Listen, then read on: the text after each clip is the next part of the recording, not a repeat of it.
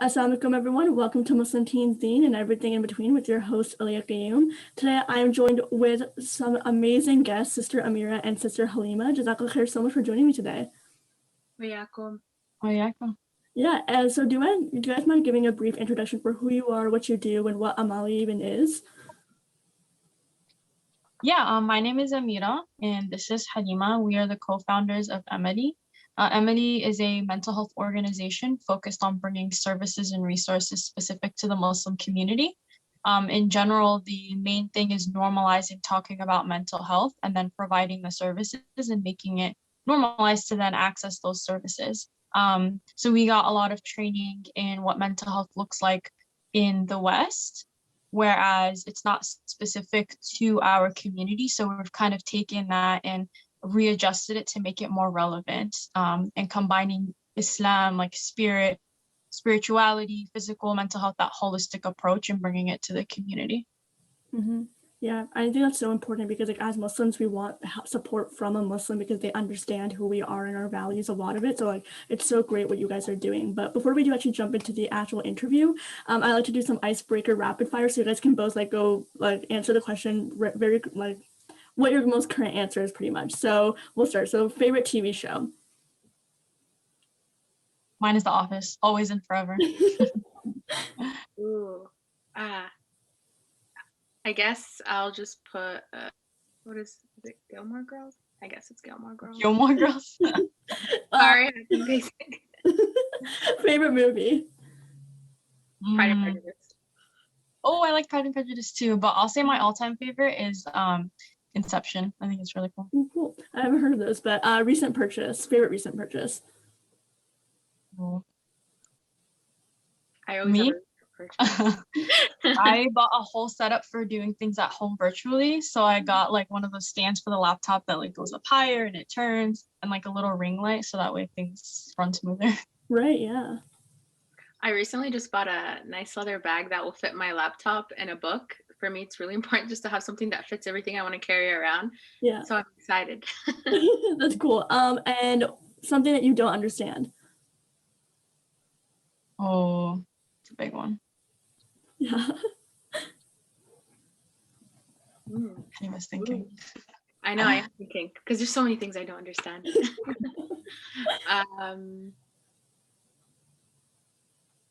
I don't understand programming software. That's something that I wish I can do so we can release stuff for Emily through that. Yeah, we gotta ask other people to do it. That's a good one. I don't understand certain, and I guess I don't have a specific one, but there's so many classes that I had to learn growing up that I don't understand why we had to learn them. Because I grew up and I don't remember any of it, so that's one thing I don't understand. True. And then the last one is most used emoji.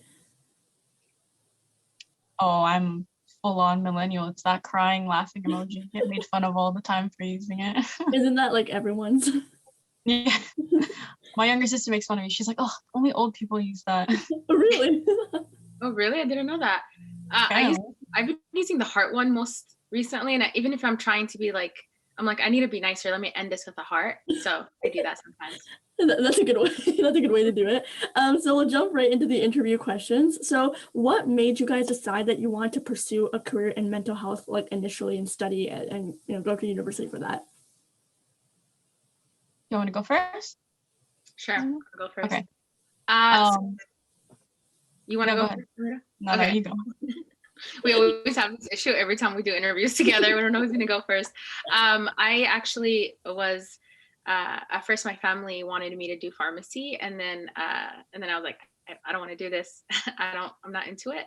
And then I took a psychology course, and I just loved everything I was learning. And I was like, I wish this could be my career where I keep learning and more about the mind. And then I got into it. And then when I was doing my bachelor's in psychology, I was able to narrow it down in what way I want to learn more about psychology and mental health, is that I wanted to be a therapist. But I didn't want to just be any therapist. I wanted to specialize in working with all communities. And I happened to find the most perfect master's program I can think of, which is multicultural clinical counseling and social justice education, which is such a very unique program. And then I went into it, and I'm here. Yeah, that's so cool. What about you, Amira? I started off doing my bachelor's in neuroscience. So I went in as a bio major, specialized, then kind of changed it to neuroscience because I really enjoyed the specifics of the brain, like neural pathways and things like that. I was on the way to doing like a PhD in research and all of that, working at like a biotech. But I realized that the reason I loved neuroscience wasn't just the science, it was what that led to in people's day-to-day lives and being able to use what you know about the brain to then help people progress. So then I got sick of being in a lab and decided I could do this like by talking to people. So then I found a program. I finally learned about what counselors do. To be honest, I didn't even know that there was a level below psychologist where you can be a licensed counselor and do that with way less school. So I found that program and then I did that. And I did my concentration in substance use because I felt like for the Muslim community, we don't talk about that at all and it really exists. So I wanted to bring that to the table as well. Yeah, I never really thought about that, like how it is important to have that for the Muslim community and like have that support, but also in general, just like I didn't even know that counselor like had less school than a psychologist, like a psychologist. So that's also really cool. But when you guys were in college, how were you prepared to deal with someone's mental health and illness in the real life in the real world? So like, were you ever trained to act as a counselor and deal with real world problems and issues? Yeah. So it depends, by the way, when you're saying like counselor. So there's counselors, there's therapists, and there's clinicians, right? There's so many terms we use. We specifically use clinicians or therapists. We're both pre-licensed therapists. And when we started off as students, at least I can speak for myself, and I believe Amira was the same, is that we start off as trainees as therapists. So they actually started me off working in a clinic that serves underrepresented populations. And I remember they have rooms that are double-sided mirrors. They have. So our supervisors were watching us even in our first session, even though we're like, oh, this is so nerve-wracking because this is my first time with a client and I still have not developed all my tools and skills to work. But their goal was like, we're going to throw you in and you're just going to have to go with the flow and then we'll give you that feedback after. Right. So this is how they were preparing us to work with clients they threw us in as if we were like already starting as therapists for an actual clinic. And then from there we grew. Yeah, that's so cool. Yeah, did you have the same experience, Sister Amira? Yeah, mine was similar. We did a lot of stuff like in school, and then our second year, we did our internships at different sites. So I ended up at an inpatient psychiatric hospital, which is the same thing. Like you get thrown in, and all of a sudden you're dealing with real patients. But we did that for a year before we graduated. And then now Halima and I are working on getting our license by doing 2 full years of full-time work. As we're registered with the board, so we're able to give those services, but we don't have our own license to open our own practice yet. So that's kind of what we're going towards. And I know there's like a little bit of confusion on what's a psychologist, what's a psychiatrist, what's a counselor. So, if you have any questions about that, we can always clarify it. It's something that we discovered as we were getting into the field. Yeah, of course. And I mean, I'm sure it was nerve-wracking for you to be thrown into that situation for you guys to have that. But did you find that there was enough preparation? Like, do you think that prepares you enough, or do you feel you need even more preparation before going into the workforce? Oh, I felt totally prepared. I mean, we nitpicked at it. Like you were thrown in, but you had a class that went with it. So you'd come back to your class and you would talk in detail about what you did and how you can be better. And there's an entire concept of having supervision while you're providing services all the time, even when you're licensed. So we do that actually. We have a support group we run, but we do have a supervisor we meet with every week to go through what we did to make sure that it's the highest quality therapy. So we did the same thing in school and we're kind of carrying that along. And I felt very prepared. Yeah. Also, I want to add is, we're prepared to, be able to take care of a lot of things. And we developed so many tools while we're in school, but there's so many specializations, right? Like eating disorders is one of them, or addictions. And Amira was mentioning that she actually was able to get more education on drug use. And so like when we talk about preparation, it really depends too, right? We're very careful of not advertising, okay, we can work with this specific group. We can probably start with them, but if we need to refer them to specialists in this type of disorder or whatever's going on, it's more like we're prepared to also refer if we have to. Right. Yeah, honestly such a great resource. And Sister Amira, you just offered that you were what are differences between a psychiatrist, psychologist, maybe therapist, counselors, all of that we hear on a day-to-day sometimes. Sure, yeah, I think this is like really helpful for a lot of folks. So a psychiatrist is actually a doctor, an MD, right? They go to school to be a doctor, then they specialize in doing medication for psychiatric treatment. A psychologist is a PhD level for therapy. So they focus more on like assessing and testing and doing things like that. And then the master's degree level, which is what me and Halima have, we call ourselves clinicians and we're licensed as clinical counselors. So then what we do is we go to school for 2 years and then we do 2 years of full-time work as registered clinicians, but without a license just yet. It's like a limited license. And then after those 2 years, you take a test and you get your full license. And then we can open up our own private practices, which I know a lot of people don't know about. They think that they have to go to school for 5 years to then be able to do that. So that's what we're working towards right now. Wow, that's so cool. Honestly, I thought that it was all very similar and the same, but like it's so cool just to see that there are main major differences, and like you can go in either route if you're interested in psychology, but you might not want to take the extra years of school, or you do want to take that, and you do want to learn more of the medical side of it, you can, and so you can take that field. That's really cool. But what was your full-time career before Amali? And is this something that you're still working on right now too? Halima, you can go ahead. Yeah, so currently we're both full-time clinicians for other clinics. I'm about to be a primary therapist for eating disorders soon, and that will be my full-time job. But Emily also is like our full-time job. It's our startup. We started after graduation. So our full-time jobs was school. And then we started Emily as we were starting our full-time jobs. Like Amira mentioned, we're pre-licensed therapists. So we're collecting our clinical hours, which means we have to work for 2 years straight, like giving tons of hours into therapy so that we are even more prepared to have our own practices. So, that's currently what we're doing. And we're, in some way, we have 2 jobs, 2 full-time jobs, which is Emily and then our clinical job. And I also, I lecture at San Diego State University right now. So that's my other part-time job. Wow, mashallah, you guys are so busy. Like, how do you have the time to do that? And Halima has like 3 or 4 jobs. I do Emily, and then I also am a manager at a crisis house, which I think most states don't have. But level-wise, the highest level of care you can do in psychiatry is a hospital. It's like a locked facility. We're one step down from that. So we take people with severe mental illness, people that are actively suicidal, people that hear voices, that can't really care for themselves. So they live in our facility for about 2 weeks. We get them to a place where they can leave and then transition back into the community. And that's what I do full-time. And then Emily's my other full-time. Right, yeah. And how did you guys decide to start Emily together? And what was that process like starting from the ground up, a whole company? Take it away, Halima. So Amira knows I love telling our story because, I always look back on it till this day. Amira and I, we were just talking about, we still have not started our master's yet. We were both pretty much applying for master's programs. We haven't decided. And I told her, like, I really want to start an organization where we have a center.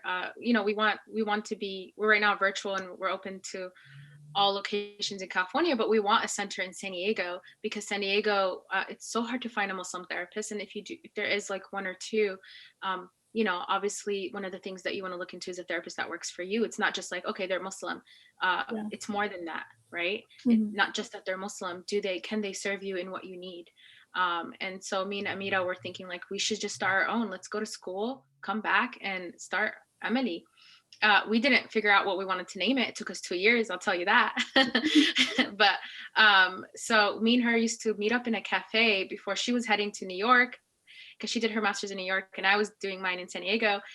So we would meet almost every weekend, and we would plan. We had like this whole file, and we still have it, like tons of ideas and what kind of programs we want, how we want to start, how do we stay updated. And then we slowed down when Amira got into her school, and then I was starting mine, because master's program in clinical counseling is not easy. It was intense. We had field work. Yeah, so we both graduated the same time because we were both in a 2-year program. She moved back, And then we got started, and it happened that we got started right when COVID hit. So we were like, oh, wow. But you know what? It was the best time as well, because people needed even more mental health services around then. Or at that time, we're still not ready to give individual therapy, but we're able to post some things that people needed to hear, or comfort, or some kind of service we were offer. And we were able to do some talks. So it was hard when you're saying like ground up, right? We're still a startup. We're still in the process of building. But it was hard at first when, starting during COVID and online. But we went through struggles. We learned some things. Honestly, that's the reality of, and the process and journey of a startup, is you're going to learn what works and what doesn't work. And that's what we've been doing. And we're still doing that. Yeah, it's so true. Like any like you said, any business, any startup. But I know you guys mentioned that with Amali, you focus mainly on Muslims. Were you nervous or afraid to do that, because not a lot of mental health professionals and clinicians like do that type of work? Yeah, and that's actually exactly why. I mean, if you just kind of look in general, when the majority of the community like has these services, there's usually pockets of communities that can't access it or don't access it. And that's where you gotta find your niche, right? That's where you gotta find what needs to be there. So the Muslim community it falls through the cracks when it comes to mental health. Sometimes you don't address it, sometimes we don't talk about it. We hide it, it turns into like physical symptoms, right? It makes your physical health sometimes worse. So we decided that the Muslim community needs it the most. And Emily, like we can take for sure individuals that don't identify as Muslim, but we wanted to be able to focus on bringing as much as we can to the Muslim community in a way that it makes sense to them, right? From the inside out, as Muslim clinicians to Muslim community, which a lot of other fields take that approach too. Like sometimes for medical health, you have to focus on a specific community to bring things that make sense to them. So we kind of took that approach for Emily. Yeah, even just to differentiate yourself, because Emily, even though you guys provide mental health services, it's also a business and almost in a type of way where you're providing to a niche group and having to, or not niche, but you're providing to a group that is really needing it, and it's really unnecessary right now. So I think that's such a cool idea. But what type of programs does Emily offer, and how do you guys choose which ones are the best to run at which certain times? That's a really good question. So we have kind of three big things that we envisioned when we were meeting at those cafes for things that we want to start off with. The first is just being able to provide counseling services in a form of, the first thing we're doing is support groups. So we can bring in as many people as we can in a way that it's comfortable and one-on-one. Sometimes can be intimidating, so introducing them to counseling in that way. So at the moment we are running one support group. It's a Muslim woman support group, and we are going to open some for the future. The second thing is just general education on mental health. So just being able to go to different Muslim spaces and provide that education. One of my biggest passions is for youth leaders, because there's a lot of youth groups through masjids and mosques and stuff like that. And the youth leaders might not have any sort of training in mental health and not be able to see the signs of a youth struggling, right? And then what do they do? So that's like another thing, just being able to provide that education to really specific groups, but also in general through our Instagram and our website and things like that. Another thing is trainings, kind of two-piece. We want to be able to train specifically like religious leaders, sheikhs and imams, on what to do when someone comes to them, because that's where most of the Muslims go when they feel like they're struggling with something like that. That's usually mental health. So how can they assess for when it's appropriate to refer them out to a professional? So that's a big training we want to be able to do. And then also to clinicians that aren't Muslim and how to deal with their Muslim clients, right? Or clinicians that are Muslim as well. Like what is special and what can you utilize in Islam to use as tools towards mental health? Because in Islam, mental health is there, right? It teaches you balance. Every single thing is taken care of. So how can you use that in counseling and services? So those are the ones that we have at the moment and that we want to focus on. The way we decide, like, for example, what groups to run is really just looking at the community and what they want. So when we on Instagram ask folks, like, do you have any questions? What can you learn from us? What kind of services do you want? That's us surveying the community for what is needed. So we take that and we turn it into groups that are necessary. as we're running our first group, we're seeing where there's holes and pockets that really people need a lot of support. And those are the next ones that inshallah we're going to be able to run. Yeah, that's awesome. Like you take some different things, you take the feedback that you might get from previous events, you also take what's on your Instagram. And I know I was actually scrolling through your Instagram and you have a lot of great educational posts there too, which is honestly great.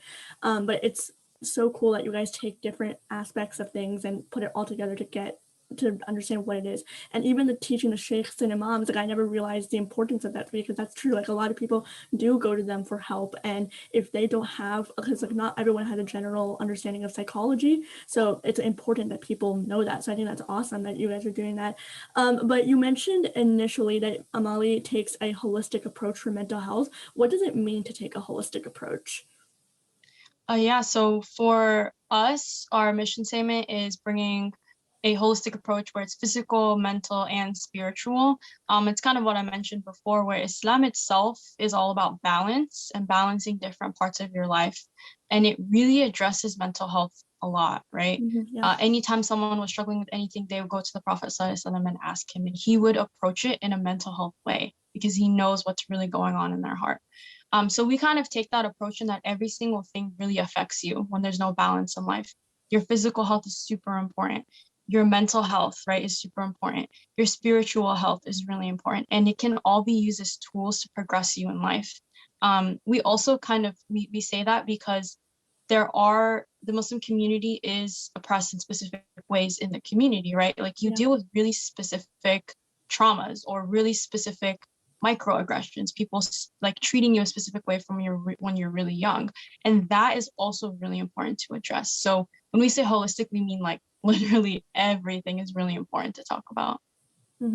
Yeah, and it's like it's kind of crazy how even though at that time, and like you mentioned, Prophet Muhammad, he was also taking a mental health approach and like what had that importance, and yet today our culture doesn't really talk about it as much. And so it's so important to have these resources, and like you said, even the microaggressions and the oppression that Muslims go through, it's like that it's so important to take that into account and also face that head on. And my last question is, you guys can answer this both, but do you guys have any advice for anyone who wants to pursue a career in psychology or in becoming a mental health professional, counselor, anything like that? What advice would you give them? Yeah, just to do it, because we need more we need more professionals, especially Muslim professionals in this field. It's not like some people think psychology is easy, right? And that they can just get into it. But once you get into like actually you want to be like, let's say, a therapist or whatever it is, and actually giving services to people, it's going to take more work, but it's also life-changing. My program specifically, they required that I go to therapy while I'm in the program, every student, and I can't imagine how I would have been now if I didn't do that therapy for myself, because not only will I be able to understand how it is to be in that seat who's getting therapy, it also made me realize what are the benefits of therapy, because I was able to benefit from my own therapy, right? So I also encourage that if you go into a program and you want to be a therapist, for example, and they don't require you to go to therapy, I encourage you to go to therapy, because the best therapists are the ones who work on themselves and continue to work on themselves so that they can give the best services to people. And that's something we do. I still go to therapy, and I normalize going to therapy. That's how I protect myself and my mental health as I am in this field. Yeah. And I'll just add something that I actually learned from Halima, which is using your connections and your resources. So if you want to go into the field and you're unsure what the field looks like, how to get into it, use those connections and just ask people that you know around you that are close to that field or in that field. And Halima and I both definitely offer Emily as a resource for that too. You can definitely email us or message us about questions about what it's like to go into that field too. Yeah, and I actually realized I skipped a question, and it was something really important that I thought I wanted to ask. You guys are mental health counselors and professionals, meaning you guys are taking in a lot of other people's, just any problems that they're facing in their life, and they could be very serious, and they can't, and it can come to that point. So how do you guys make sure that you're also in check with your mental health and making sure that you're also doing fine while also making sure you're helping the people, because that's also part of your job?